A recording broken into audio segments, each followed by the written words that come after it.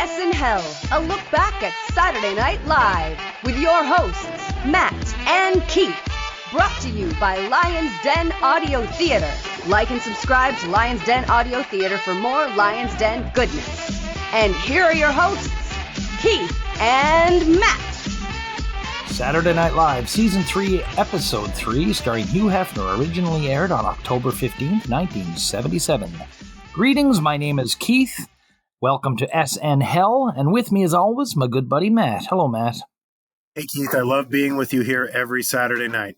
Fantastic. And joining us again, sitting in the third chair, our most prolific third chair, it's our good buddy Chili. Hello again. Welcome back for Season 3. Excited to see what the new season has to offer. Hugh Hefner, he hosts Season 3, Episode 3, founder of Playboy, first edition in 1953, spanned out into different areas of multimedia. Talking about Hefner at any great length, there will be a million different opinions, some good, some bad, some ugly. Controversial person who, especially in this day and age, it's hard to be sure what you can and can't say. You know, he lived a life, I guess you could say that. Hugh Hefner is a shitty man, a shitty human. Hugh Hefner is somebody who took advantage of women for his entire life. He is an absolute, unregulated piece of shit. All right, so the cold open. So we have Laraine in a white bodysuit that leaves very little to the imagination. She's bending and twisting around a large wine glass as she tells jokes. So what's happening here is Laraine is the model from the old Playboy party jokes page, only she's come to life. So she's reading the jokes, and these are basically jokes and limericks as they would appear in the Playboy.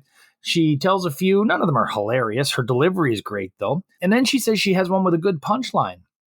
And the punchline is live from New York at Saturday night. And this is Laraine Newman's first live from New York at Saturday night.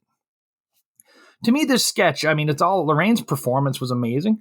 She looked so good they had to shoot her from a distance, I think. This was not a strong intro. It felt like it was joined in progress, as a matter of fact. I don't know if we were missing something. I mean, I didn't read Playboy in 1977 when the party jokes thing was in there. I don't know, it might even still be in there. But I thought this was okay. Glad to see Laraine get such a prominent spot. It just might not have been the best spot. This is the sort of objectification of women that I expect to come from an episode featuring Hugh Hefner. I really think that this is, I'm open-minded. I'm ready for it to just be Saturday Night Live and to not cater to the whims of these fucking piece of human garbage, Hugh Hefner. But this is an inauspicious start for me because it really seems like they're going to go all in on the Hugh Hefner is the modern man's man. I hate Hugh Hefner, so buckle in, lads. It was just kind of jumbled. I even found, Laraine obviously very pretty and delivered the lines in like the air-headed way. But yeah, I just didn't find it was very funny because it was a little jumbled. And like you said, Keith, it felt like it was taken in progress. And as to Matt's point, I think this is probably a good way to describe how most of this episode is going to go. So we now go to the intro. It's the same as last week. Chili, this is the first time you're seeing the cross the street in front of the billboard intro. What do you think? Don't like it. Even to this day, there's something cool when they show the cast and they're all doing their different things. It's some type of variation of, I'm having a drink, I'm standing outside. But to just have them walking in front, it's not SNL for me. So we now go to the monologue. They do this thing I'm noticing this season. They do a really awkward close-up of the hosts standing at the top of the stairs where they look in the camera and smile. In this case, Hefner is smiling and he's smoking his pipe. He comes down the stairs wearing his silk pajamas and says he's a publisher but not a performer. Says he is almost as funny as Ralph Nader, so he's going to give it a go. That gave me a bit of a chuckle. He is obviously a little uncomfortable, but he relaxes a bit when he starts talking about his career. He then goes in and starts singing Thank Heavens for Little Girls. Paul Schaefer, in the Live from New York book, notes this as one particular musical performance that was really hard for the band to keep up with. And there are some spots where that's very obvious that Hefner's out of step with the band. Hugh Hefner is not a performer.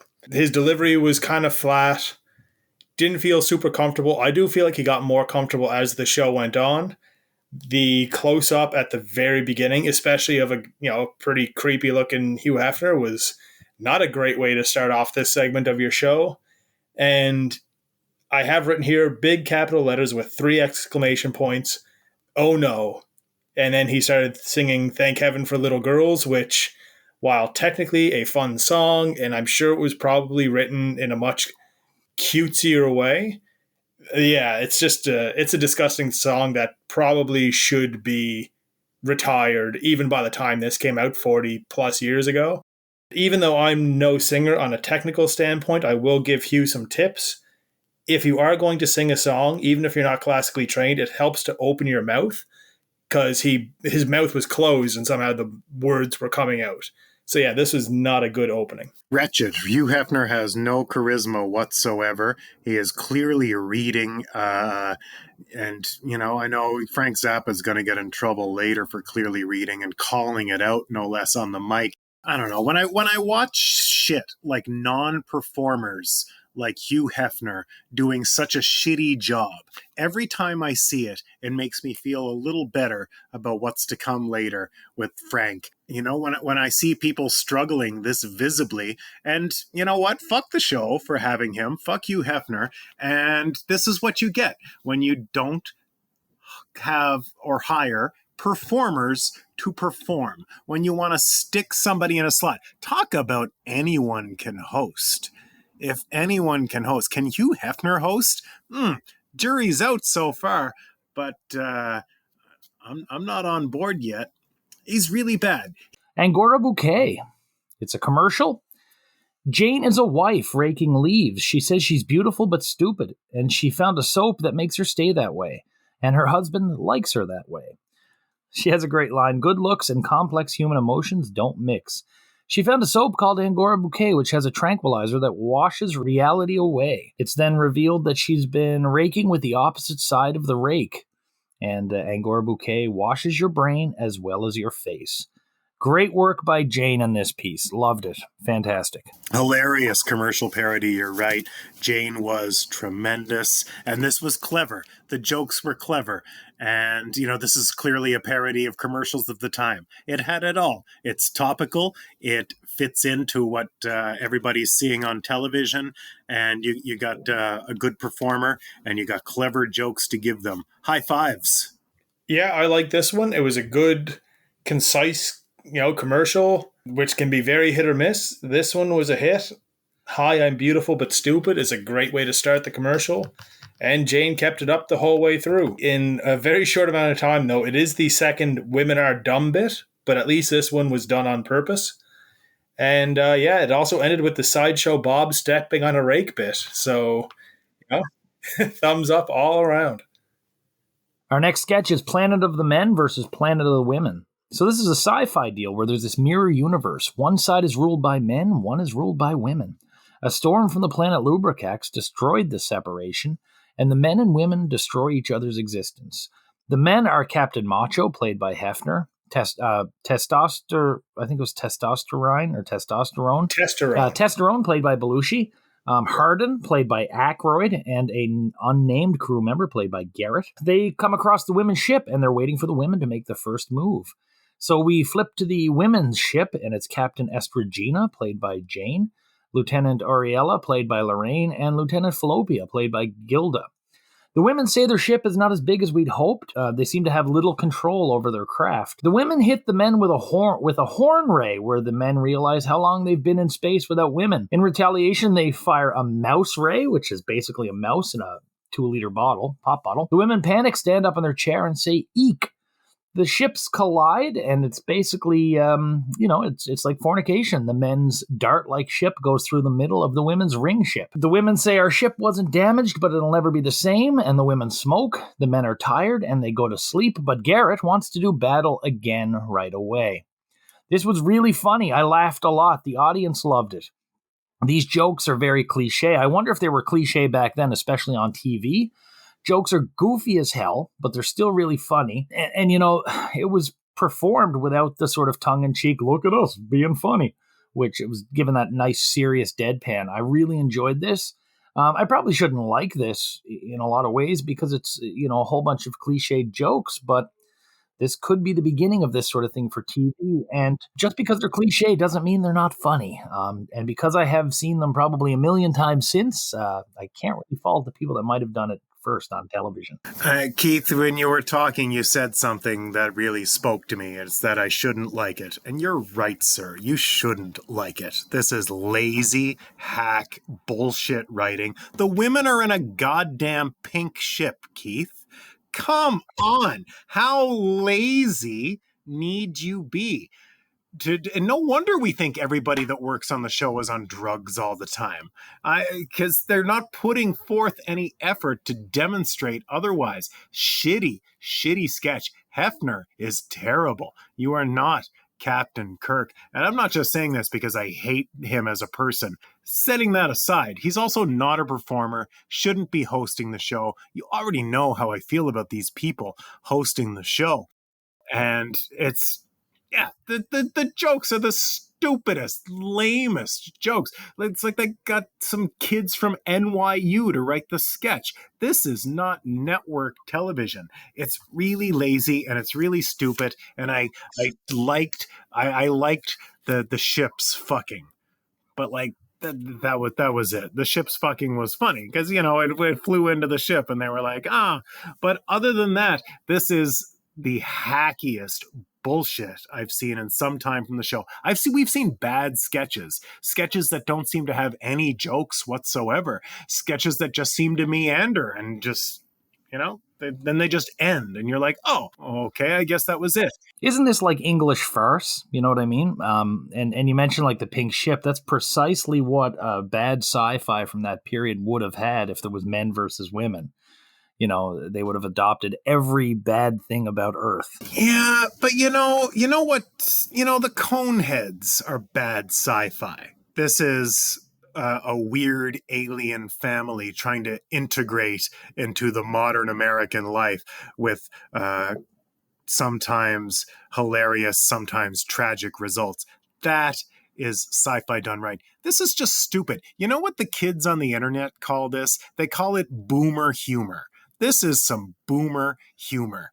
This is and I like boomer humor. And we're not boomers, Keith. We're 43. We're not that old. You might feel that old. I might feel that old sometimes, but we're not boomers. And this is some lazy, shitty boomer humor writing that you would see exactly in the pages of Playboy, because this is just not for me. This shouldn't be for anyone. I hate this shit. Chili, where are you at? This was maybe one of my favorite sketches I've ever seen on the show. It was so stupid. It was so dumb. Like, I understand the points of it, but I am leaning with you, Keith, on this one. And the fact it was a parody of all the stereotypes. So I give them a pass on things like the pink ship and, even like the fact that all the monitors were like shaped like giant boobs on the women's ship and all that. It was so dumb. It was easy to watch. Also, once again, I'm not intentionally disagreeing with everything Matt says, but I found this is probably the best Hef did because he was playing a little bit of a character and, it didn't seem as obvious he was reading. But yeah, there was just stuff like the mouse ray is a prime example. It wasn't... it wasn't like a sex joke or all that. It was just such a ridiculous old-timey stereotype of like, when they said, I'll release the mouse ray, my first thought was, if they have like the women up eking on top of chairs, I'm going to lose it. And that's exactly what they did because it's such old, Tom and Jerry shit just twisted around. I thought this was hilarious, but I do feel bad for Garrett because Garrett can't even get a funny like innuendo name in this one. Like, come on, give him something. He had as many lines. He wasn't just a background guy. But yeah, I found this was well acted. The names were funny. The jokes, while cliched, especially nowadays, I found landed. And maybe if the crowd was as dead as they were for a lot of the other sketches tonight, this may have fell flat. But the audience was into it, and them laughing probably helped me laugh at it more too. I thought this was great. Here is the problem, and here is why I passionately think you guys are wrong. Because you both have referenced that, oh, we're making fun of a stereotype.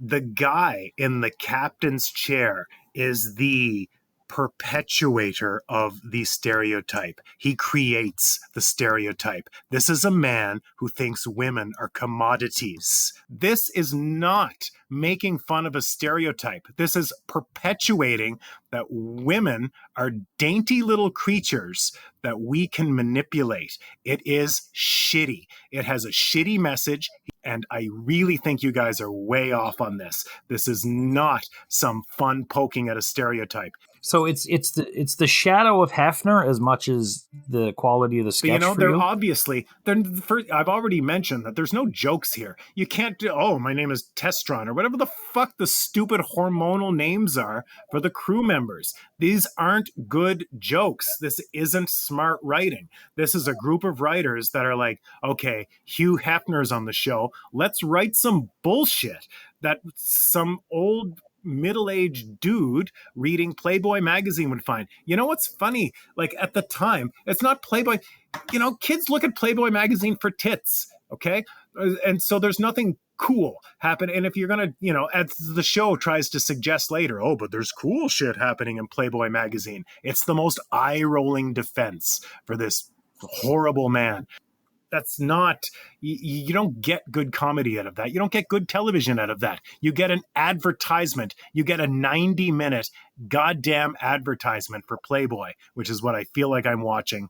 Yeah, and I'll concur with that a little later. But yes, I'll agree with that. Yes, obviously Hugh Hefner being the host, and this has a lot of sex jokes in it, but that's also not rare for SNL at the time either, right? So I guess realistically, this was a sketch that was on the week Hugh Hefner was on, but I wouldn't be shocked if this was on one where, say, like Elliot Gould was the host, because, they were doing, no matter how you define it, cutting edge stuff at the time was part of what SNL, became famous for. So I could see somebody else hosting and doing this exact same sketch. I mean, check the ratings. It's also not rare for the show to be lazy horse shit. That's not rare. For the show to be lazy horse shit writing is not rare, unfortunately, at this stage. And I know what you're saying, but I think for me it matters less who's doing the line. Shall we move on to Libby Titus? Please. Are you sure? Oh, quite, sir. So Libby Titus comes out. She sings that "The Fool That I Am" off her 1977 album called Libby Titus. The album, in many ways, features a lot of people who were sort of the key elements of mainstream music, especially that type of music at the time. This was forgettable. I honestly saw it 3 times. I don't really remember it. It's not a name I'm overly familiar with. And I don't know if I've ever heard the name Libby Titus before this episode. So this was all due respect to Ms. Titus. This happened.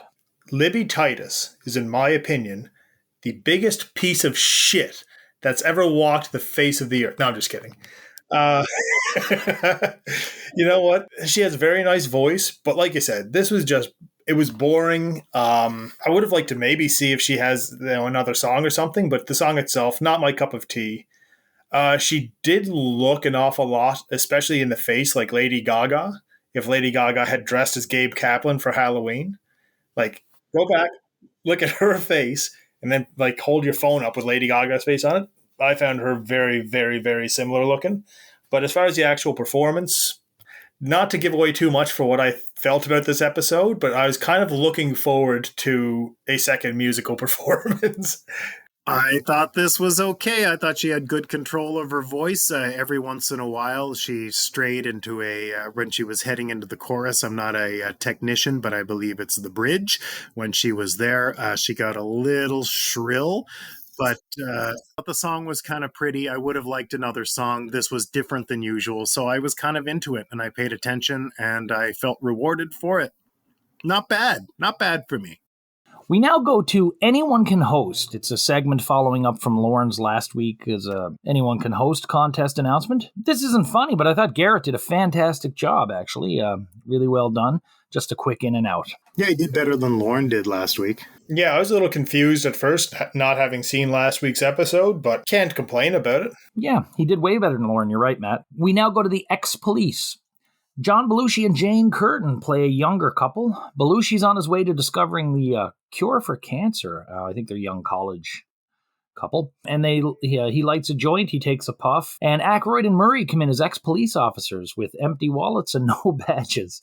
They're not cops anymore, but they still feel like they can enforce the rules. Murray pistol whips Jane, and Aykroyd kills Belushi by grabbing him by the throat and smashing his head off the wall many, many times. Aykroyd says it's another marijuana-related death.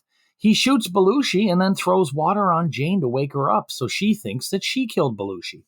Jane panics and jumps out the window. The whole thing gets a bit of an awkward reaction from the audience, but they seem to enjoy it. Dan and Murray try to leave, but the door is stuck, and you can see a crew person push the door open for them. It then goes to a police lineup thing, like at the end of Dragnet, where it says Jane was killed in a prison riot. This was all right, but it is basically 3 scenes from Reefer Madness combined into one. Little disappointing.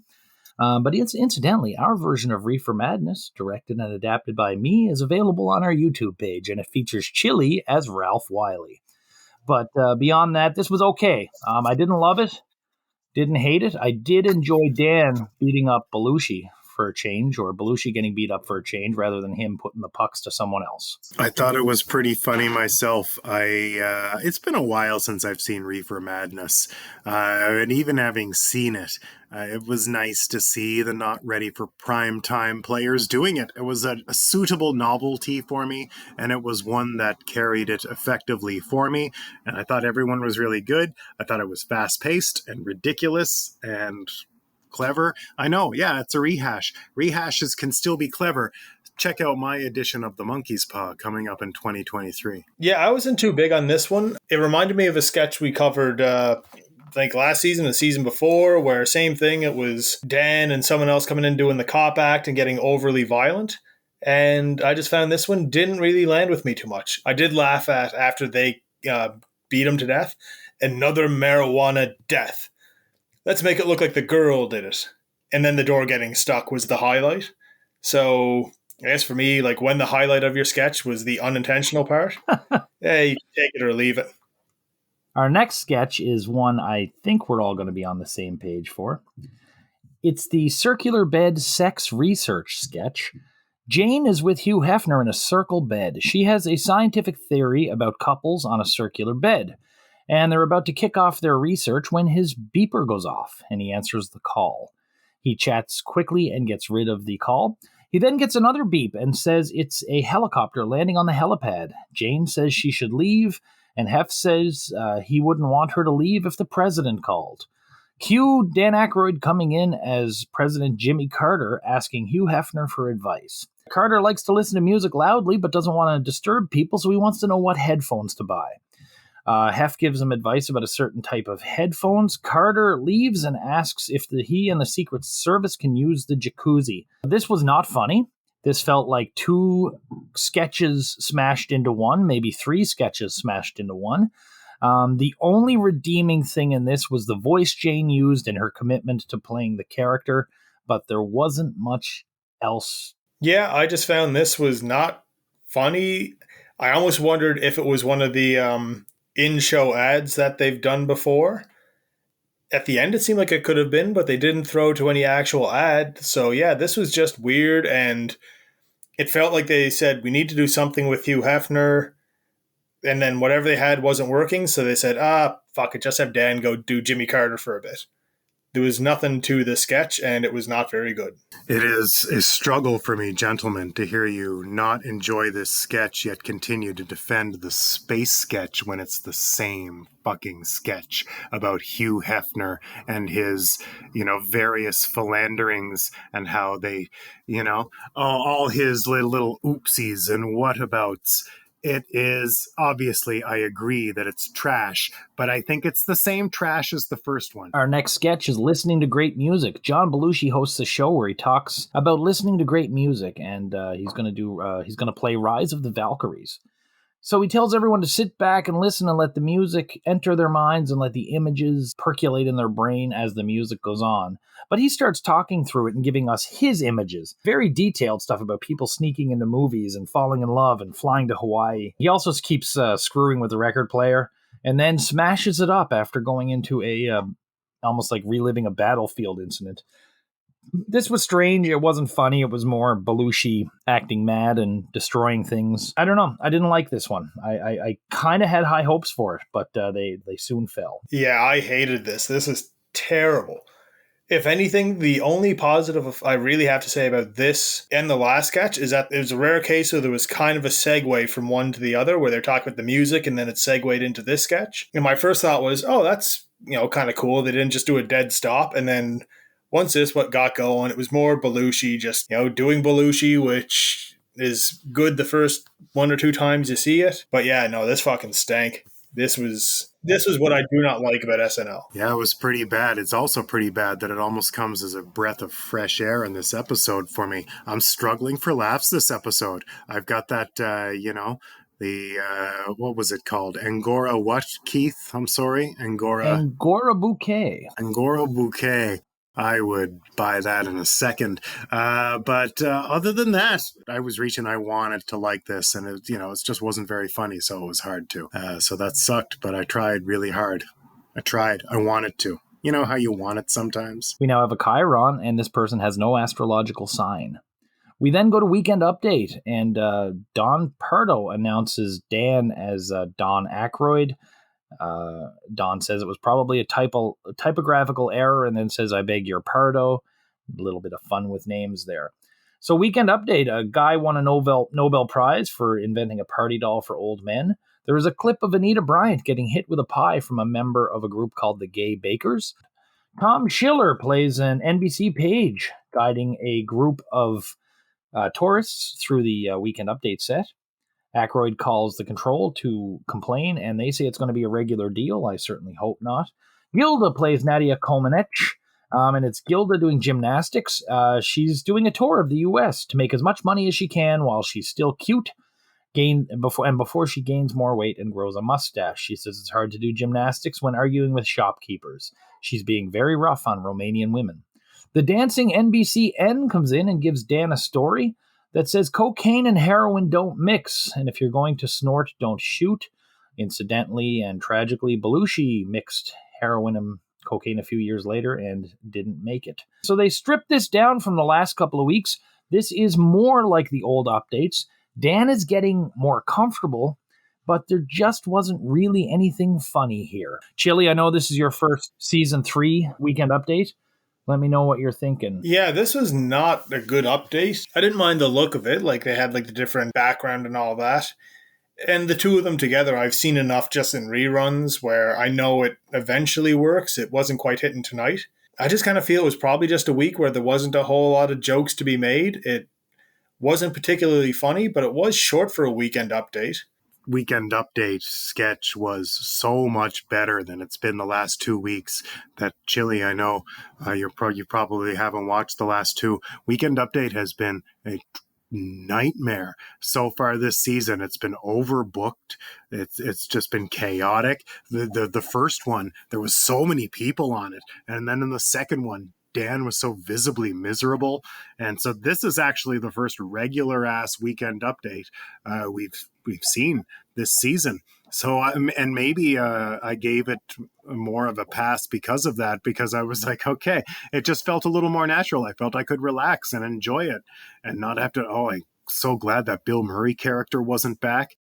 It was an improvement. Still not, still don't know why they fucked with Jane doing it. That's so frustrating. Material alone was weak, but it did feel more like the Weekend Update we've come to know and love, eh? Very much so, yeah. It was because it wasn't, not use a term that doesn't apply to the show, but it wasn't overbooked, and it didn't have, you weren't trying to cram joke after joke down our throats, whether or not they were funny, who gave a shit. It just felt more focused at the very least. Yeah. We now go to Sex and Cinema, and it starts with Hugh Hefner looking through some old reel-to-reel films.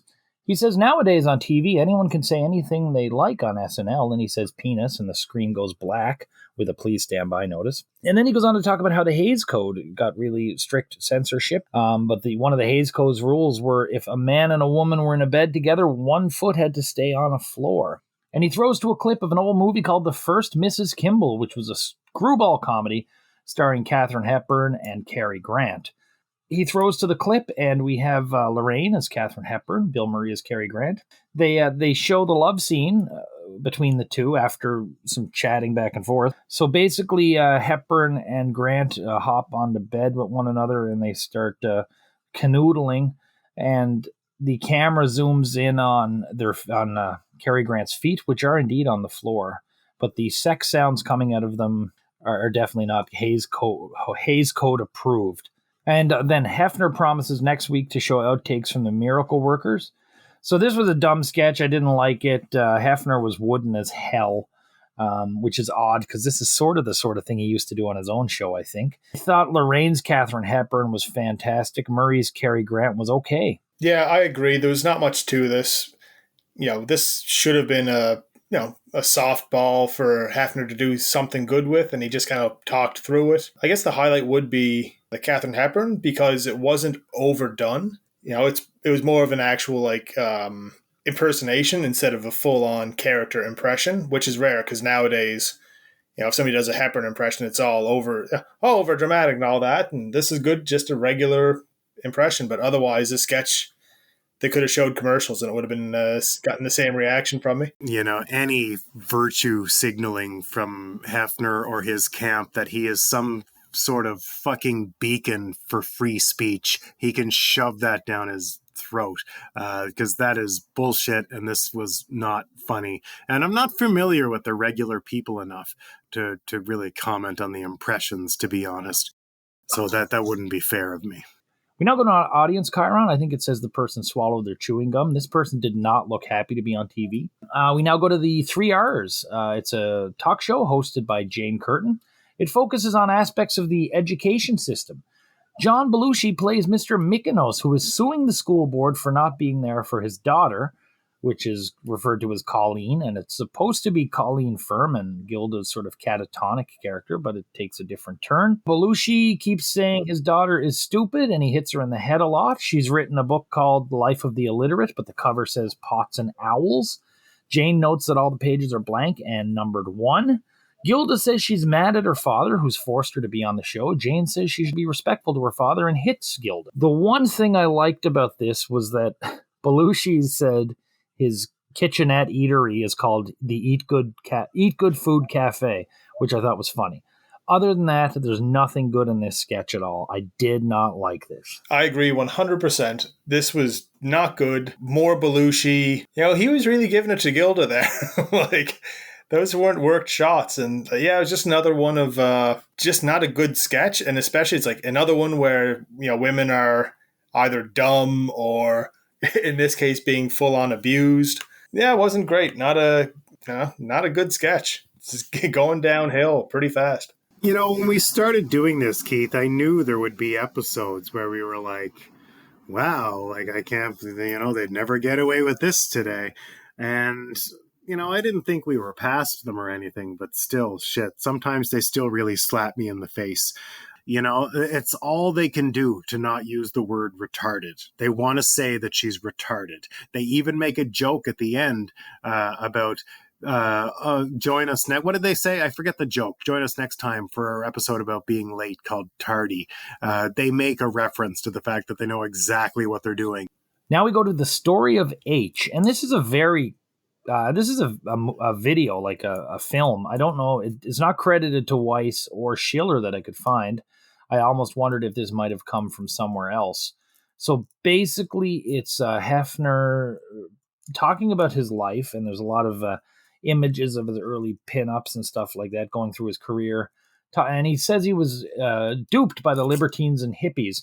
And he keeps trying to escape the life he's in as it shows images of him and other people having fun. And he hopes that seeing this film will save other people from having the life he has. And if it does, then making the film was worth it. Yeah, I don't know. It's weird. I don't know if I liked this or not. I watched it a couple times. The first time I watched it, I thought it was pretty clever. Second time around, I'm having a hard time with this one because to be frank, unlike Matt, I don't know quite how I feel about Hefner. I haven't done enough reading into what, the bad or even the really good allegations are against him. I do like the style of the film, but I don't know about the content. So in this case, I kind of have to give it a pass. I'd love to know if it was a Weiss or a Schiller, or if it was something that was dropped in from another piece of media. But that's all I got. I was thinking the same thing because it didn't seem like their usual fare. I almost wonder if it's something where at least the video part, like if this is like a video that somehow Playboy has used and put together, and maybe they just added the Hefner, I guess, ironic, jokey monologue over it. Yeah, it didn't seem like an SNL made production. The soundtrack was good. I don't know if all of these songs that were used were movie commercial cliches at the time, but every song they used was pretty much, well, anytime somebody wants to release like an action movie or something, they use one of these songs. So good soundtrack. They basically use the Forrest Gump soundtrack. Pretty much. We need to treat Hugh Hefner with the same respect that we would treat Bill Cosby and Roman Polanski. He is a bad man. And, we can slide along the whole episode and, no disrespect, Keith, saying like, well, we don't know the details. No, but see, Matt, I'm going to tell you, I know so little about Hugh Hefner that what you're saying to me is brand new knowledge to me. That's fair. That's fair. Till I watched this episode, I thought Hugh Hefner was British. That's honestly how little I know about Hugh Hefner. We now go to the Playboy philosophy, and I think some of this is a take on how Hefner, I think he debated William F. Buckley and about the Playboy philosophy one time in the late 50s, early 60s. Either way, it's Athens, Greece, 400 BC. Plato and Socrates get advice from Hugh Hefner, the great philosopher. Hefner is asked how a man should live. He asks what a man is and why a man is different from the beast. And his answer is, does the lion decorate his home with leather bedspreads? And does the fox choose the right aftershave? Socrates and Plato, who are played by Belushi and Garrett, realize that only the human can enjoy a sensual and uninhibited lifestyle. Some takeaways from this, again, it's more of Hefner being Hefner. Belushi and Garrett, I thought, were especially strong in this one, and I thought they actually got one of the better quote-unquote performances from Hefner. My favorite line was Belushi's, "Once again, Hef, you have proven yourself the wisest and most swinging of the Greeks." This is another one. I got nothing out of this. Initially, I thought with the costumes it could lead to something, but yeah, there was not too much to this one at all. Like, nothing memorable, nothing good or bad. It was just, what's next? We now go to a Chiron. Woman gives great expectations. This is a play on one they had last week, I think. We now go to a sketch that is definitely something completely different. It's a funeral magician. Hatley Raymond, played by Bill Murray, is called up to give the eulogy at his best friend's funeral. He tells people to think of a word to describe the deceased, whose name is Jonathan. Murray asks how many people thought of terrific, and I think it was 4 out of 9 or 9 out of 12 or whatever it was. Murray then pulls flowers out of his pocket, and he's obviously a magician. He calls from volunteers from the mourners to come up and help cheer up the audience. Murray gets Gilda and Hefner up from the audience, gets Gilda to take a card from a deck. He gets everyone to chant, "Yes, the spirits can talk." And the corpse allegedly guesses the card as the 9 of diamonds. But Gilda says, no, it's the 7 of spades. Murray says, I guess the dead can't talk, but then he checks in the corpse's pocket and he has the right card. Everybody claps. Bill and Dan then do a sawing the corpse in half bit, which is funny because whenever I see caskets, I often think that they remind me of the sawing people in half boxes with that divider down the middle. And then Bill starts singing Put on a Happy Face. This was really good. In a lot of ways, it was one of the better ones of the night. It's Bill doing his best, Dan doing his best. It was really funny in spots, but for something kept it from being really top tier for me, and I don't know what it was. But this was good. It's one of the better ones of the night. It was a really good concept, the idea of like the magician performer having to give the eulogy. So I liked aspects of that. His work with Gilda and, I mean, even Hef is like, bringing the audience up. That worked, but I agree. There was something that was missing, and I was trying to think, why don't I like this more? And I almost feel like the biggest prop that he had, which is the dead body at the funeral, they could have used that more maybe. Like he was just doing regular magical stuff, and aside from taking the card from the corpse's pocket, they didn't use the dead body in a funeral sketch. Maybe that's looking for low-hanging fruit, but yeah, Bill was good. I like the concept, but there just weren't enough jokes in there. I thought it was pretty good. I enjoyed it pretty much the whole time. It was, it was weird. It was a magician at a funeral, and, that would get a laugh out of me in the writer's room. And I'd be like, well, who's the magician? And they'd say Bill Murray. And I'm like, yeah, okay, now that's good. Let's write some jokes. Let's have a big card that he pulls out from under the corpse. I thought the whole thing was really funny and pretty clever, and I thought he killed it. Loved it. Yeah, it was a nice break from everything else, for sure. We now go to, for the first time in season 3, Andy Kaufman. Andy enters to a big ovation, really bouncy music. He goes to the microphone and he starts singing an almost childlike version of Oklahoma, and then does a very basic dance. That bit ends, he goes to a piano and he sings a song with animals and he sings a song about the sounds animals make, and he gets the audience to sing it together. He gets everyone to repeat okay after him, but every time he says okay in another context, they repeat it. The music picks up, and then Andy puts on an Elvis jacket. He starts doing his Elvis bit and sings I Need Your Love Tonight. I liked all 3 of these bits, but the 3 of them together was kind of all over the place. I kind of wondered, did Andy have the first 2 bits planned as part of another act, and they asked him to do Elvis? It's a friend of the show who did a great impression, and Elvis had just died. So it's quite possible that's why.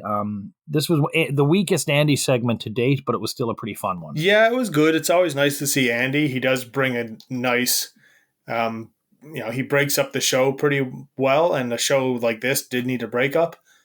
I didn't like the Oklahoma part, but once he got into the cow goes moo, it was fun. I liked the whole part where when I say okay, you say okay, and he kept throwing the little okays in. The crowd work was good. The Elvis bit felt tacked on at the end to add a bit more energy to it. It wasn't the best Andy, but it was enjoyable. The good thing with Kaufman is that anyone can do what he does, but no one has ever done it before or really since. So it's always fascinating to watch just something so different as it's happening. This is one of those guys, he has a power over the audience that you rarely come across. He's out here, you're right, it's his weakest segment televised on Saturday Night Live that we've seen. It is not funny, but his charisma, his management of the audience, his just control of our attention and the crowd, he's just magnetic. He was a magnetic person and personality, and you get away with a few things when you have that character, and he got away with a few things here, but he did get away with it because he does have that character. You know what I mean? It's not bad enough for it to be a fail by any means. We now go to the Farbers at the Playboy Club, and it's Larry, played by Belushi, and Bobby, played by Gilda. And they're brought there by Reg Schaefer, played by Dan Aykroyd, who's a longtime club key holder. Schaefer talks like he knows all about Hefner, and he's really into the club, knows all about the Playboy Club. Larry is loving his stories, but Bobby is quite disappointed and bored and wants to go home. Schaefer goes on to talk about Hefner having a bunny sub, and he says the Playboy bunnies are all bred and they're killed when they hit 25, except his home bunnies who get to live 10 to 15 years longer. Bobby's really getting annoyed, and she and Larry get into a bit of an argument. Hugh Hefner comes up. Bobby talks about her reading the interview Alex Haley did with Malcolm X, which is a very famous interview. Hefner suggests that maybe she comes back and talks about it. So in a way, this was meant to show the sophisticated side of Playboy and Hugh Hefner, and allegedly the interviews were always quite good. I don't know if they accomplished what they tried, though. The weakest entry so far from the Farbers. Dan was pretty good, but I think this sketch was poorly placed. It was very late. The audience was not into it at all, and nor was I. I wondered if it may have been better served earlier in the show. I was disappointed, though. The Farbers are, like I said last year, one of my favorite characters, and this was a very weak one for them. I'm usually not a big fan of the Farbers, and seeing them in this sketch kind of helped a little bit. Dan was, as usual, good, fast-talking self, but the material wasn't really much to work with. Yeah, just not at a good use, and even like Hef coming over at the end, they didn't give him much to do, which I guess is good overall because his performance hasn't been great. I thought it was, I rolled my eyes. I don't need to say anything more about Hef this evening. I have gone on enough. But otherwise, it wasn't very funny to me. My favorite part was Gilda. I thought Gilda was pretty into her character, and I've been I was reminded about how much I'm enjoying her this season as she disappears more into the roles instead of playing these really neurotic, obnoxious characters. Like when given the opportunity, she was just a good actress. A talent taken too soon. I tell you what. Did I hear Dan calling Hugh Hefner Ner in this sketch? I didn't, but I hope so. I love that. Ner. So the good nights, Hef thanks everyone for the nice adventure, and in the What's Dan Aykroyd Doing, he books it out back at warp speed. As soon as Hefner is done speaking, he's gone. So, nothing to note from this one. Just everyone seemed kind of happy. I think it was Garrett and Laraine were dancing and stuff. So, yeah, it was a nice one. So let's talk our ratings for the show. So rating the host. Of all the non-performers thus far, Hefner, I thought, was the least wooden and appeared at times to be the most relaxed. Bear in mind that does not mean much at all. Naturally, with a non-performer, the whole show, or a big bulk of it, is going to focus on who they are or what they are. Like when you're talking about, sex and titillation on television, things can only be dealt with so much before, until they get to the point where they raise the hackles of standards and practices.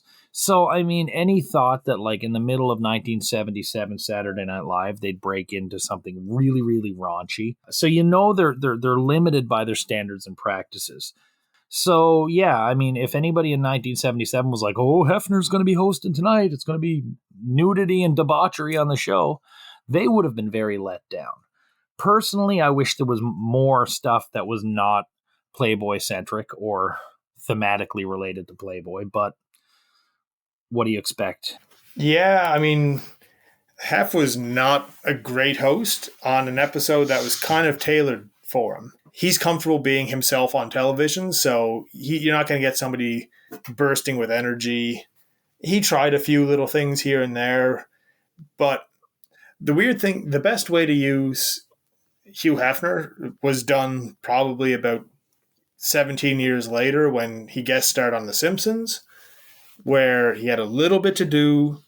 They kind of used him outside of what you would expect him to be used. Maybe that's the big problem with this episode, why a lot of it didn't hit, was at no point did they try to subvert expectations and have have him play a nerd, have him do something other than just being like suave Hugh Hefner, and maybe that's why it didn't hit. None of the jokes really landed that he put forward, and as dumb as it may sound, you have Hugh Hefner there. At no point in any of the sketches, at least as far as I remember, did they have like the bunnies come in. So they sort of used him the way you would expect him to be used, which got rid of any type of surprise factor to it. But you take Hugh Hefner away from all, the Playboy bunnies, and he's just some suave guy who's all of a sudden seems even creepier. Do a sketch where they have the bunnies in or something. Just, I don't know, they just didn't use him well, even though it was an episode clearly tailored towards his persona. They didn't go too far in the other direction to make him interesting. Yeah, the whole episode is just an ad for Playboy, and that's boring. And it was boring, and he was bad. And all right, so here we're going to get to the other stuff. Music. Rating the music. Honestly, Libby Titus, non-entity. I don't remember the tune. I really barely remember what Libby Titus looked like. Kind of means I didn't hate it, but I didn't like it. Just kind of there. Yeah, nothing to it. She had a nice voice, but the song itself not my type of music. And not only was it not my type of music, there was nothing to engage me to think, well, maybe I will give this a shot, which, if anything, like doing these episodes with you guys, one of the highlights for me doing it is some of the different musical acts that I never heard of, but I went and checked out, and now I have some of their stuff randomly pop up on YouTube now, and I'm listening to it. And yeah, Libby Titus will not be one of those performers who will be randomly popping up on my YouTube after this. Yeah, I'm not going to go check it out or anything either, but, par for the course, because as these things tend to go historically, sometimes it's just me against Keith in the third chair. I don't think we've ever had a good me in the third chair versus Keith. But I'm sure the time will come. There's lots of episodes ahead. No, the first 13 episodes, man. Oh, but anyway, I thought this was fine, and I'm not going to go hunting it out, but I wouldn't skip it if it came on again, because I hated that part where she went shrill when she was heading into the chorus. She has a moment where it gets really shrill for a second, but then she brought it back down, and she had this control of her voice that reminded me of this sort of early, like 1983 balladeer that's not some sort of Janice Ian, Laura Branigan hybrid, but they also listened to Rough Trade. I don't know. I liked it. What do you want me to say? Get out of here. I like it. You knucklehead. Yeah. So the worst sketch of the night. Belushi listening to the music. It could have been something.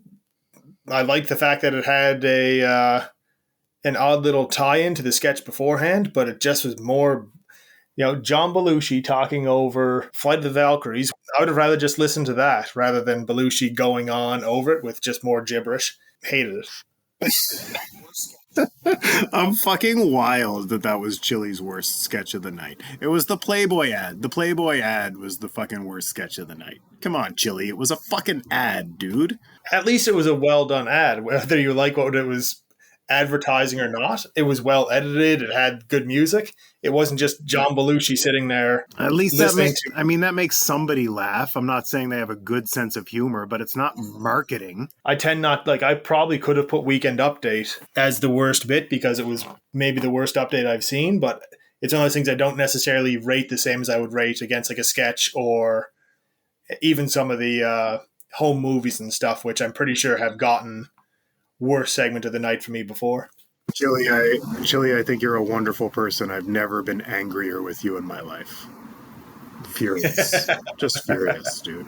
Oh, my worst was the 3 R's. I just did not like Belushi beating around. There was a lot of, Matt, you alluded to it. There was a lot not written, like not said, that was sort of between the lines in that sketch with Belushi beating up Gilda. Yeah, that was so unpleasant. Yeah. Just, ugh. That one made me really comfortable. And then for Jane to do it too, it was not, I don't know, it didn't sit well with me. And actually, frankly, other than the one line, the Eat Good Food Diner or whatever the hell it was called, I didn't laugh once. All right, so what was the best sketch of the night? Go ahead and pick one of the Hugh Hefner sketches, Chili. The best sketch of the night by far was the space sketch. Men and women were so different. It's like we're from different planets. It just socially, I think it's the sketch that we need as much in 2022 as back in 1970. You know what? It was, like I said, I think anyone could have played the Hugh Hefner part, and this sketch probably would have still been on the show. I don't get the vibe it was necessarily written with him in mind, because it was just dumb old jokes, but I liked the way the dumb old jokes were delivered, and especially, the old concept of the women jumping up on a chair. Maybe that's a good way to put it in terms of like maybe how we see the sketch differently. Like, yes, it was Hugh Hefner. Yes, most of the jokes were, sex related. But for me, literally the highlight of the sketch was the old timey women jumping up on a chair because they see a mouse and yelling "eek." So I don't know, maybe that's just a different way of looking at it, but I found the sketch funny, and that is getting my sketch of the night. I really didn't like too much on this show, obviously, but I guess the one that I was the most charmed with was the funeral magician. That worked for me. It felt like classic Saturday Night Live. It was pretty stupid, and there was some gags. But I mean, this is something that's like only Bill Murray could do that, because he's, he's developing that character that he's going to go on to play for the rest of his life, and this is the genesis of it, and it's fun to watch. I also went with the men versus women, Planet of the Men versus Planet of the Women. Sometimes you just want pantomime farce. In one sense, yes, Hefner was there, but I also think of the women that were there, and Gilda and Jane and Laraine wouldn't have done it if they didn't at least have some belief that it was funny. Point well taken, Matt, but it was a cartoon. But Matt, you're right. There wasn't much to choose from here. Who's the star of the night? Star of the night, I am going to give it to Jane. Nobody had much to work with. I felt like she was used more this episode than a lot of other ones that I've seen with her in it. She didn't do anything spectacular, but she did everything fairly well. And yeah, the Aurora Bouquet commercial, her performance, that was probably the best, one-off performance of anybody on the night. If Bill had more to do, the magician one may have put him over, but I'm giving this one to Jane. Yeah, I mean, at least Chili and I can agree on something this evening, and I do think that's appropriate. The commercial parody was great, and she is really playing more complicated characters. She continues to play weird characters and not just the straight woman in all of the sketches, and that's fun to see. Her outbursts and weekend updates, she was a little more back to normal this week, even though I'm still not on board, but she was certainly better than anybody else, I thought. Yeah, and well, no matter how much strife there is throughout the episode, we all end at the same place, and I too went with Jane by a landslide. No one was even close when I went through it. Angora Bouquet, leader of the Planet of the Women, she did great on Update despite the jokes suck. I hated the circular bed thing, but she was good in it, and I could kind of say the same thing about the 3 R's, which I really didn't enjoy either.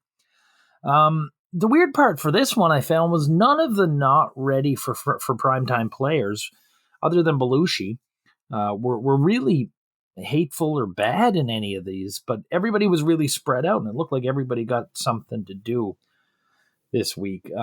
But that all being said, Jane, I think, was head and shoulders above everyone else tonight.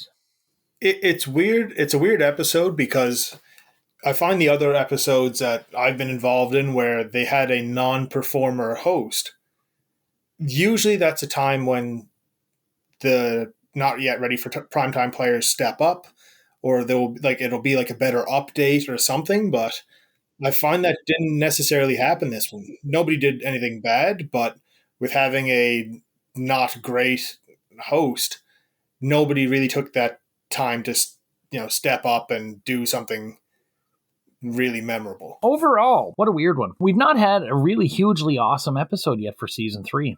I was kind of hoping this would be it, but no luck here. The best stuff on this episode did not involve the host, basically, and there is a gamble breaking from having a non-performer do what a non-performer doesn't normally do, but they didn't hit that yet. I was surprised pleasantly at how comfortable Hefner was in comparison to other people who are non-performers, but he wasn't great. The big takeaway is that Saturday Night Live season 3 still seems to be on a beginning of the season autopilot, and I'm really waiting for it to amount to something this year. It's the big year. I've been waiting for this, and my memories of this season are quite strong, so we need a good episode. I actually wound up giving this one a 5.5 out of 10. Not only was it not good, it wasn't not even bad. So there was nothing in it that was even, for my opinion anyway, horrendous enough to remember. Like, I was always hoping for a little bit more salaciousness from it, but nothing happened. None of the jokes landed aside from, the controversial Men and Women Planet sketch thing, but yeah, there's nothing to this episode. I probably won't remember it in 2 days. For that reason, I'm giving it a 3 out of 10. Very bad episode. Very bad host. The music has not. The music's a non-entity. What the fuck? Where'd the music go? 2 episodes now. We got no music. Not no music, but I mean, we got these who the fuck are these people acts coming out here to do a song. Come on. We need the music back. We need Funny Weekend Update. We need professional hosts that are not just like, like we need performers. We need performers and we need good music. It's 1977. It's season 3. It's supposed to be one of the hottest seasons in the show's history.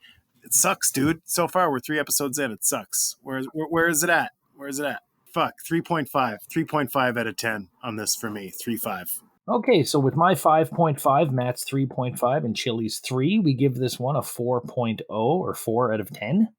The Internet Movie Database gave it a 6.3, which ranks it as the worst episode of Season 3, number 20, and 668 to date, which is very, very low for an early season Saturday Night Live. Yeah, if you're going to be bad, at least be memorably bad. This is just a boring, nothing happening episode.